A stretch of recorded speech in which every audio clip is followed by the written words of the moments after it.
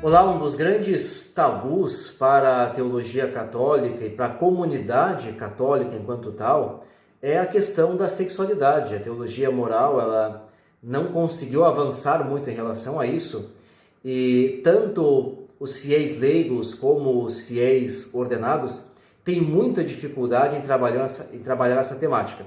Tanto é que quando nós fazemos as revisões de consciência, normalmente os pecados estão intrinsecamente relacionados à questão da sexualidade, o que já denota que nós não temos muito bem trabalhado isso, porque parece que nós estabelecemos um processo de demonização da sexualidade.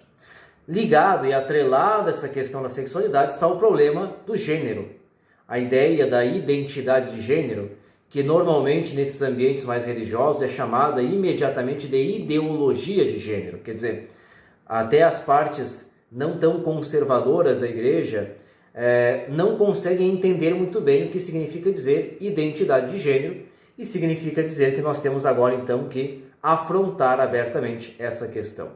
Até onde nós conseguimos chegar, assim institucionalmente falando?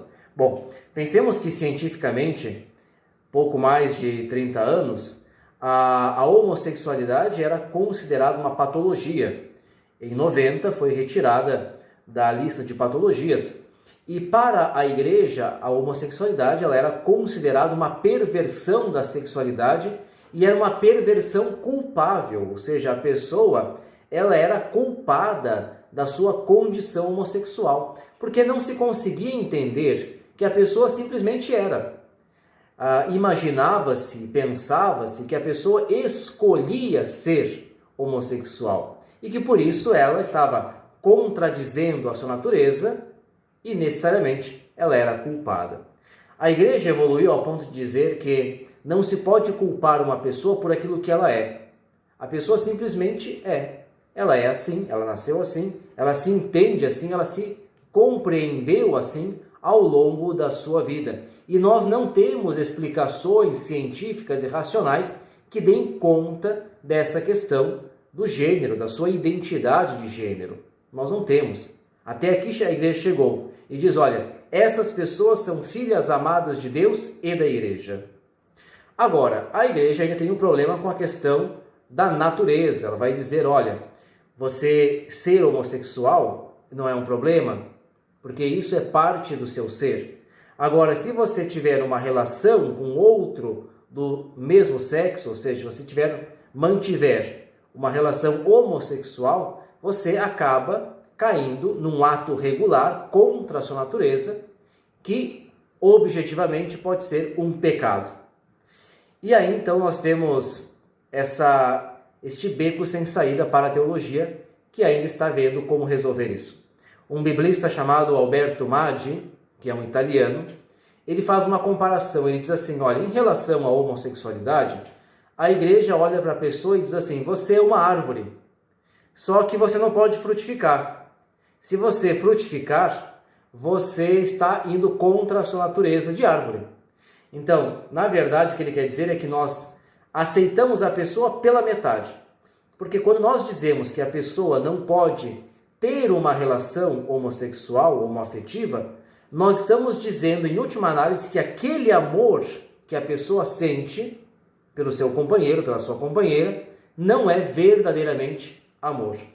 E aqui nós temos que resolver isso. A igreja tem que enfrentar isso.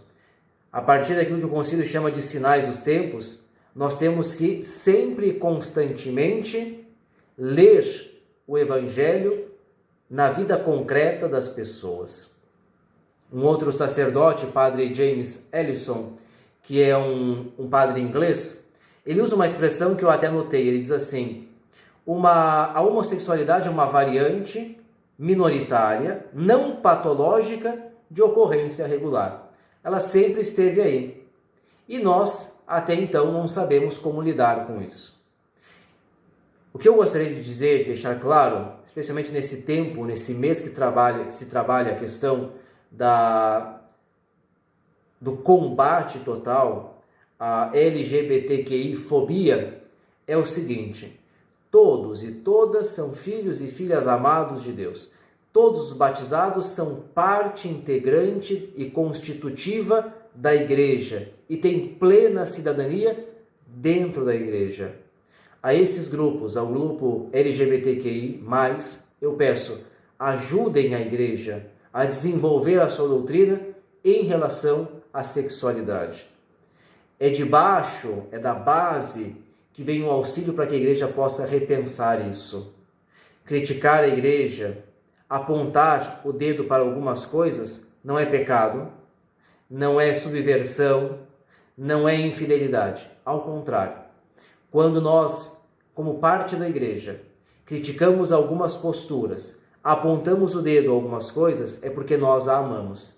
Se de fato nós amamos essa comunidade de fé, que nos apresenta Jesus Cristo como aquele que é o caminho, a verdade e a vida, é nosso dever moral apontar algumas coisas.